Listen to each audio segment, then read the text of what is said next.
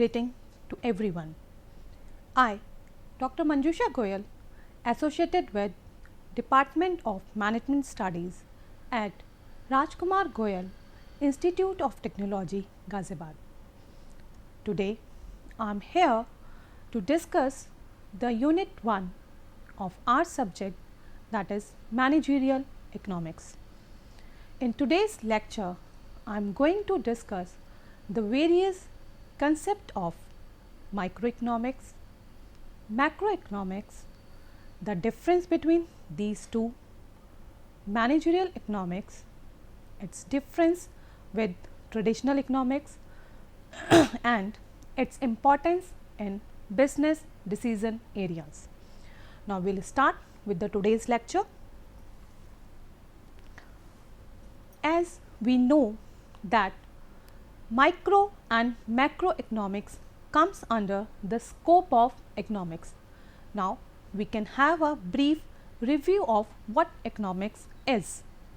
Economics is a social science in which a society chooses how to use their scarce resources which are having alternative uses for present and future consumption. So, that is our economics. Now, we divide in economics in two forms, micro and macro. Micro means small. When we are talking about an individual unit, that is micro. Macro means big. When we are talking in totality, that is macro. So, we will discuss these two one by one. We will start with the concept of microeconomics. Microeconomics is the branch of economics that examine the functioning of individual industries and the behavior of individual decision making units, that is business firms and household. It means in microeconomics our focus is on individual units, individual companies, individual industries. We are dealing only with the problems and the variables of individual companies. That is why microeconomics are divided in three frames. First is product pricing, factor pricing and theory of economic welfare. Now, what is product pricing? When I am talking about product pricing, in this time frame we are talking about all the problems related to a product of an individual industry. Those are tackled and dealt in this time frame. In product pricing, it is divided in further two variables, theory of demand and theory of production and cost. When we are talking about theory of demand, we are talking about the demand of an individual product, of an individual company. We are dealing with all the problems related to our demand, whether it is related to its pricing, whether it is related to its forecasting of demand, whether it is related to the techniques or the factors which are affecting the demand. Means if we are talking about the factors which are affecting the demand, if we are talking about the elasticity of demand, if we are talking about the demand forecasting, then we are talking about the product pricing. We are talking about the microeconomics. Then we come to theory of production and cost. Now, for any organization, production is must to survive, because without production they cannot fulfill the demand of their customer, or when there is a production there is a cost associated with that. So, if we are talking about the theory of production and cost, we have to deal with the various factors which are affecting these two. It can be deciding in advance that which production technique we have to use, which type of cost we are considering, what will be our cost structure, what will be our budgeting for that. So, all these variables, if we are discussing related to a individual product of an individual company or a firm, we are talking about the theory of production and cost, which comes under product pricing and in microeconomics. So, this is the first variable of microeconomics. Then we have the second variable, that is factor pricing. Now, what is factor pricing? If we are talking about the factor pricing, the first thing that comes in our mind again, that is factor of production, because factor pricing are related to factor of production. As we know that for producing a commodity, certain factor of productions are required, means mandate. Without these, we cannot go for a production of any commodity, and these factor of production are land, labor, capital and entrepreneur. As in economics, if I talk about the land, so land means all the natural resources which are used in the society, that is land. Whether we are using a construction sites, whether we are using a residential property or commercial property, that comes under land. So, for that we have to pay the rent, means for a factor of production, that is land, we have to pay the rent. Second comes the next factor of production, that is labor. In economics, labor means all the physical and mental work done by the human being, whether it is a physical labor or whether it is a mental labor, all comes under labor category. And for that we have to pay the wages and salaries to our employees, to our worker. Again, that is a part of factor pricing. Then comes the third factor pricing, that is interest. Interest is related to our third factor of production, that is capital. What capital is? Capital is the initial amount invested in any business to survive. So, for that capital we have to raise the money, we have to arrange that capital in the initial time period. So, to arrange that capital we have to pay something. There are many sources to raise the capital. So, whatever we are paying in return, that is interest for third factor of production. Finally come the last factor of production, that is entrepreneur. Again, entrepreneur is a person who take the risk for starting any business, who have a new idea, who start a new business with a new idea and take all the risk. So, for taking that risk, he should have a return for that, and that return is known as profit. So, when we are talking about any of these four variables, or when we are studying these variables, either it is rent, wages, interest or profit, we are talking about factor pricing. That again is a microeconomic variable. Now, the third part of microeconomics is theory of economic welfare. As in other two parts, we are focusing only on money, but according to Alfred Marshall, what he defined in his definition, that wealth is not only important for the society, it is welfare also which is equally important for a society to survive, because wealth is required for human being to live a happy life. So, we have to consider not only money, but we have to focus on the welfare also. So, when we studied about the welfare part, we are talking about the theory of economic welfare. So, these are the three components of the microeconomics: product pricing, factor pricing and theory of economic welfare.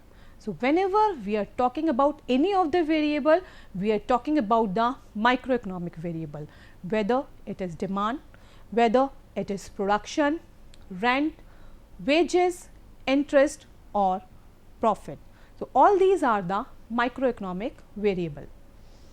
Next, we have to discuss the concept of macroeconomics. Macroeconomics is the branch of economics that examine the economic behavior of aggregate income, output, employment and so on a national scale. It means when we are talking about the macroeconomics, we are talking about the totality of nation. We are talking about a nation in complete form. We are talking about the economy altogether. We are not discussing the individual industry or an individual unit.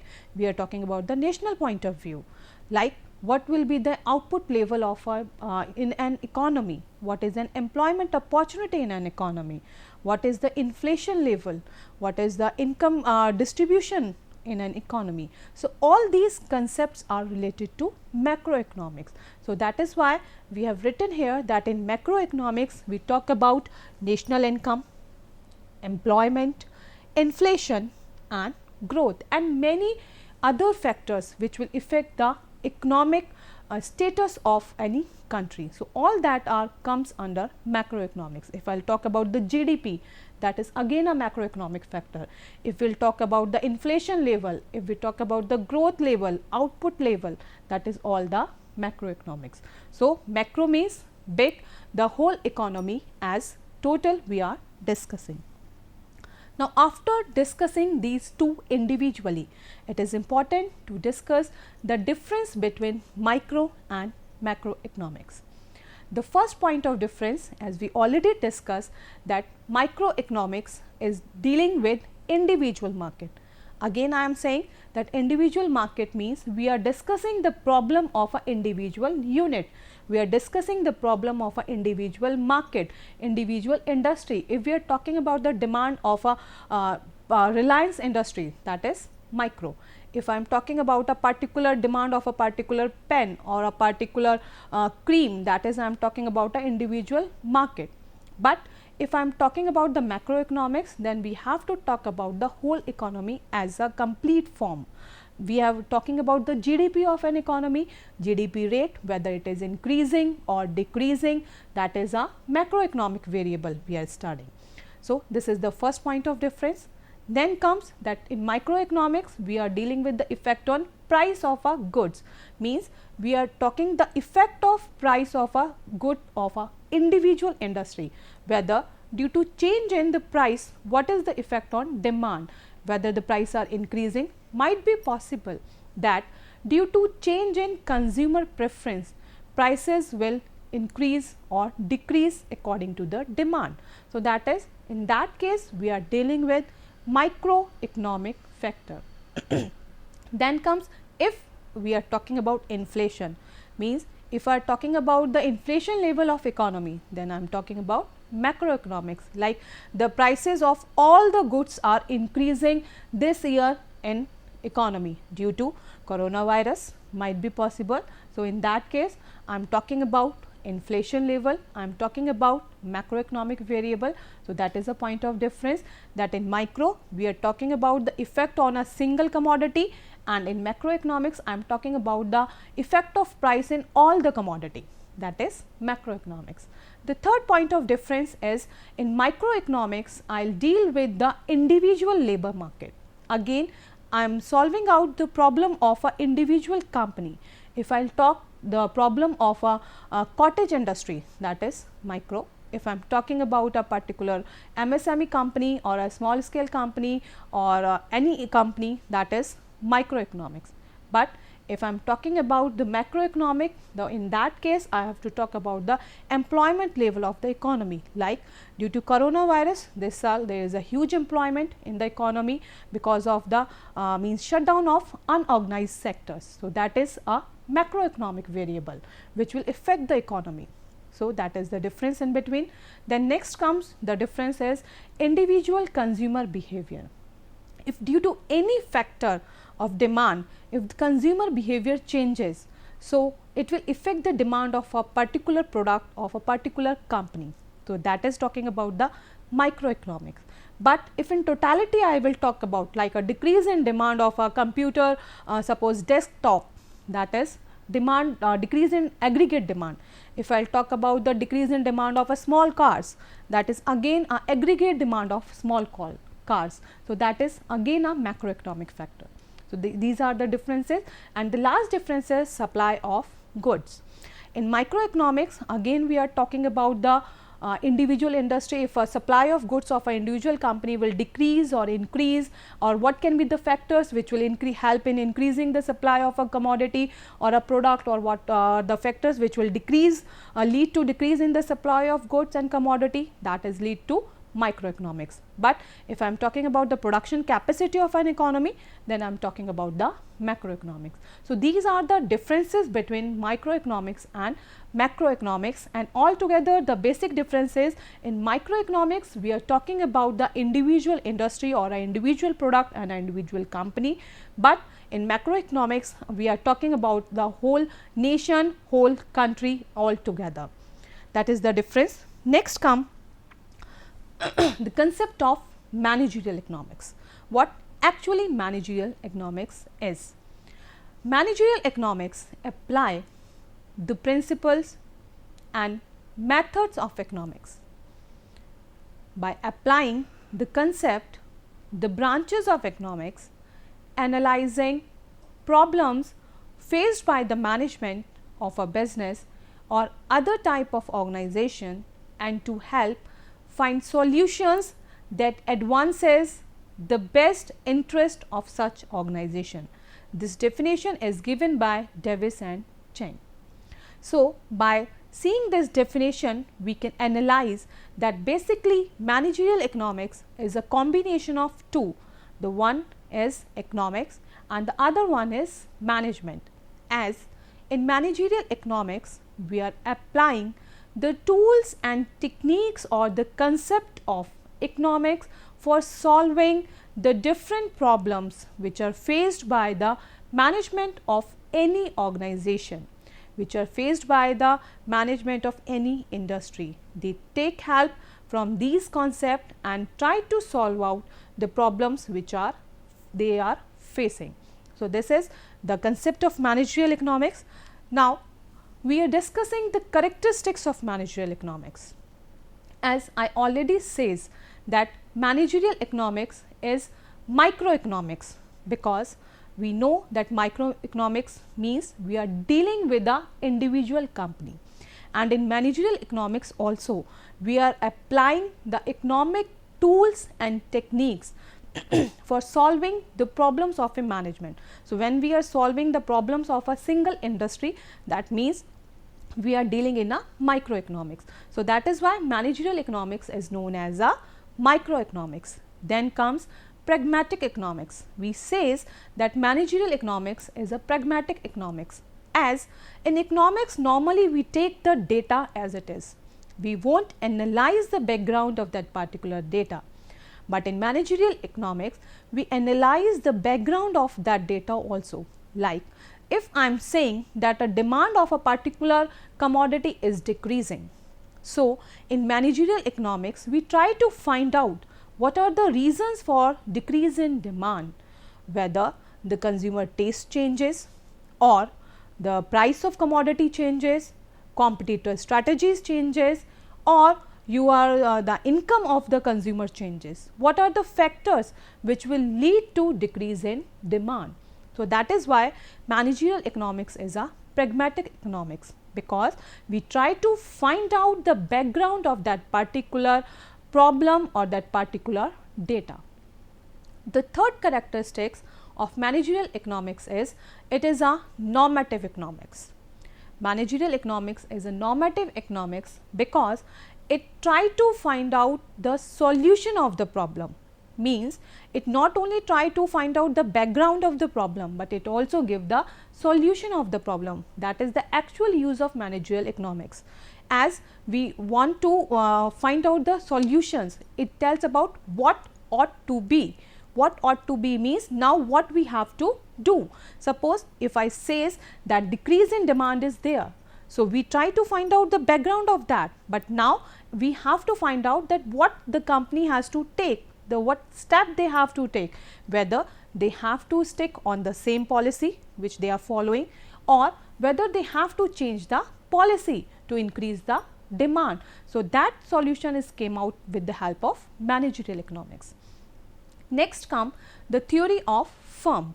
Theory of firm is as already told that managerial economics is dealing with the individual industry and individual firm. So, that is why it is a theory of firm, because it is dealing with the problems of supply, demand, production and other problems related to an individual industry.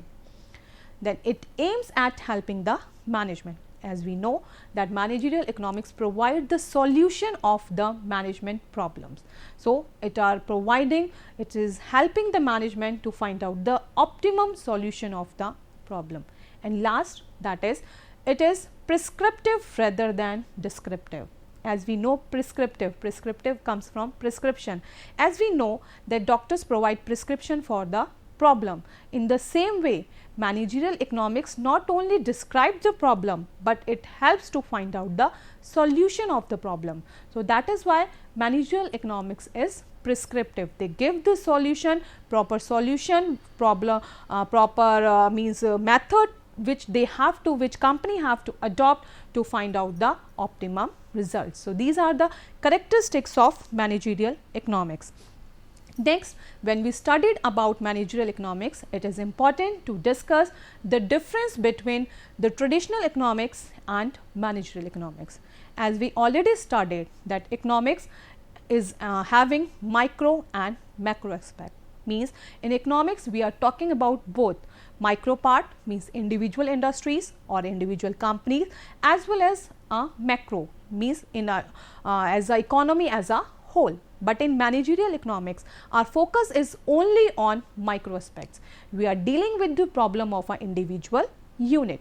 This is the first point of difference. Then second is, it is traditional economics is both positive and normative science. Means in traditional economics, we are taking the data as it is and we try to find out the solution.